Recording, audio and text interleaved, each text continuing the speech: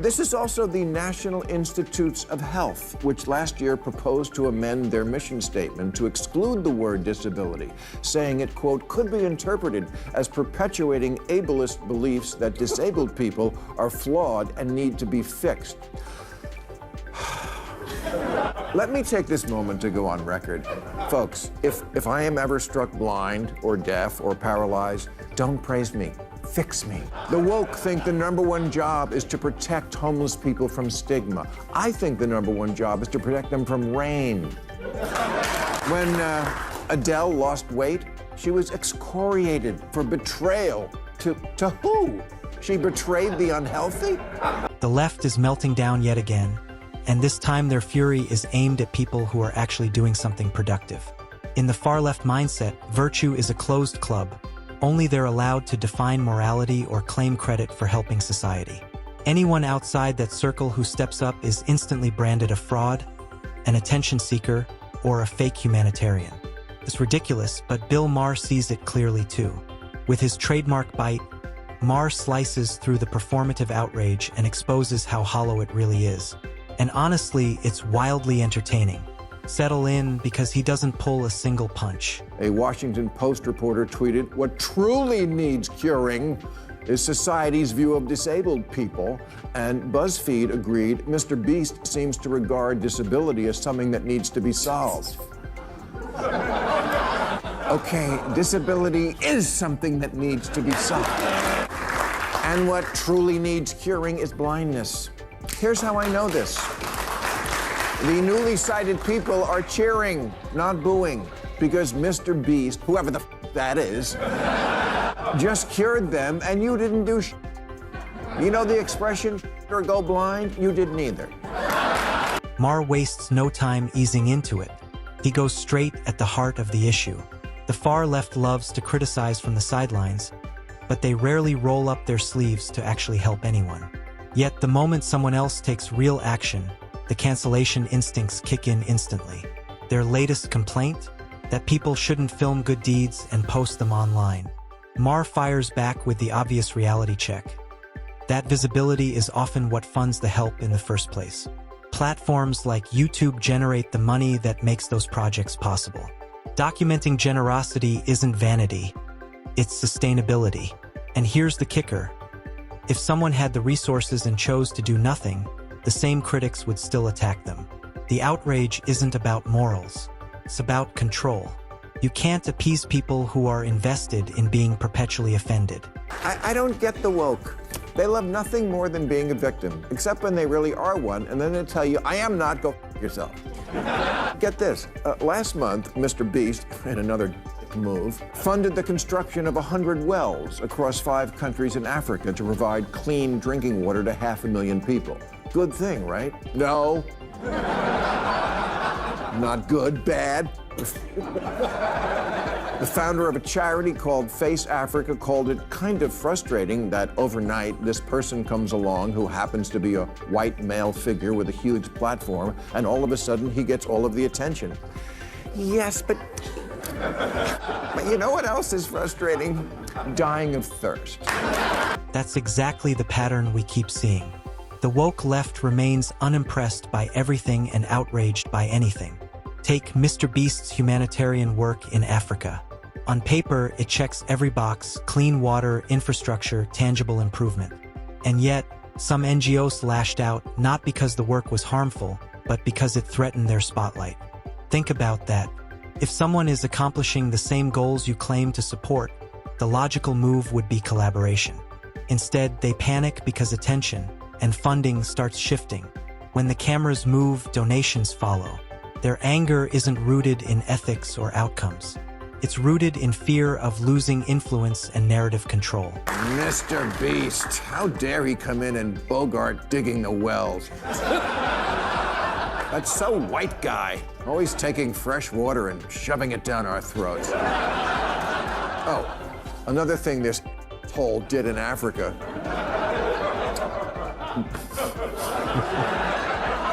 was pay for the rebuilding of an African orphanage, which the director of the Hope and Homes for Children charity called it a classic case of white saviorism. So true. Ask any orphan to name the worst part of their life. Show-offs. The more you reflect on it, the more absurd it becomes. Real-world problems were never going to be solved solely by governments or by ideological activists shouting slogans. Progress has always depended on individuals willing to act. That's what's happening here. Labeling this work as white saviorism is a lazy deflection used to avoid confronting the real issue. Essential needs went unmet for decades. Clean water, basic infrastructure, and sanitation aren't political talking points. They're human necessities. When someone steps in to meet those needs, the focus should be on the lives improved, not on tearing apart the helper's motives. This isn't about undermining anyone. It's about filling a void that never should have existed. How did we get to this weird place? Telling people who are actually out in the world making a positive difference, you're the problem. Yeah, quick question, who the f are you? This isn't only the media and the people on Twitter who exist to bitch, always finding something. He just did it for the clicks, or for the wrong reason, or you should have done more, or sooner, or whatever. You signed X. No. Maher's critique lands hard because it's so clean and undeniable. Who decided that a small group of activists gets exclusive authority to judge generosity? Many of the loudest critics contribute nothing themselves. Yet the instant someone else takes meaningful action, they swarm in with criticism, digging desperately for flaws. In their worldview, every good deed must conceal a sinister motive, unless, of course, it comes from their own ideological camp. Then it's untouchable and sacred. Maher exposes this hypocrisy perfectly. His message is simple. Helping people is good, regardless of who does it. Compassion doesn't require ideological approval. This is also the National Institutes of Health, which last year proposed to amend their mission statement to exclude the word disability, saying it, quote, could be interpreted as perpetuating ableist beliefs that disabled people are flawed and need to be fixed. Let me take this moment to go on record. Folks, if I am ever struck blind or deaf or paralyzed, don't praise me. Fix me. Don't sit around talking about how much I'm just as good as you. Fix me. Do something. Use AI. Invent something. Steal body parts from a pet cemetery. Maher is especially clear when it comes to people living with disabilities. They don't need hollow speeches, buzzwords, or social media applause. They need real solutions, healthcare, accessibility, opportunity, and support systems that actually improve their lives. Helping someone gain independence or overcome barriers isn't offensive. It's humane. Yet somehow, the outrage machine twists genuine assistance into an insult, as if offering tools for a better life is an attack on identity. It's nonsensical. True empathy isn't symbolic. It's practical. It removes obstacles and creates paths forward. You know, there's so much faking this time of year between the presents you don't want to buy and the presents you didn't want to get and the goodwill toward men that lasts until January 2nd. I just don't have room for, and disability is awesome. It's not awesome, and it's not a political affiliation. That's the problem. We turn everything into a political identity category. You're deaf, that's your identity. Don't mess up a good thing by hearing. Maher points out how deeply everything has been politicized, to the point where even disability is treated as a branding exercise. Nothing is allowed to simply exist as a human condition anymore. Every issue must be labeled, categorized, and folded into an ideological narrative. This didn't happen overnight. It began when the left started converting lived experiences, illness, homelessness, immigration, into political trophies. Instead of addressing problems directly, they turned people into symbols.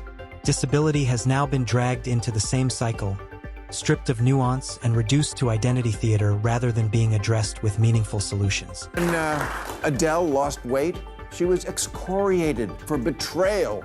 To who? She betrayed the unhealthy? The woke have even turned the homeless into a political identity group, as opposed to liberals, old school liberals, who just want to get them off the street, which now is seen as kind of judgy. Like,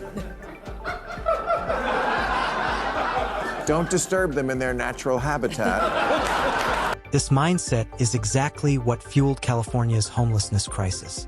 Practical solutions, treatment programs, shelters, rehabilitation were blocked in the name of ideological purity. When officials tried to clear dangerous encampments, activists protested, insisting the streets were somehow appropriate living conditions. The logic collapses immediately. Leaving people in unsafe, unsanitary environments isn't compassion. It's neglect dressed up as virtue. By rejecting real interventions, they locked people into misery while claiming moral superiority. Instead of helping the homeless off the streets, they ensured they stayed there. That's not empathy. That's cruelty with better branding. They're just living their best life under the bridge. The woke think the #1 job is to protect homeless people from stigma. I think the #1 job is to protect them from rain. Protecting people from stigma doesn't mean abandoning them to the elements. Anyone who truly cares about the homeless has a first responsibility: get them somewhere safe. Protection from rain, violence, disease, and addiction has to come before abstract concerns about judgment. Leaving people in dangerous encampments while lecturing about dignity is backwards. Real care addresses root causes: mental health, addiction, unemployment, and helps people reintegrate into society. Anything less is just performance. It's pretending to help while suffering continues in plain sight. Speaking of which, when I did the Ice Bucket Challenge back in 2014, I thought I was helping the cause of funding research to cure ALS. Wrong again.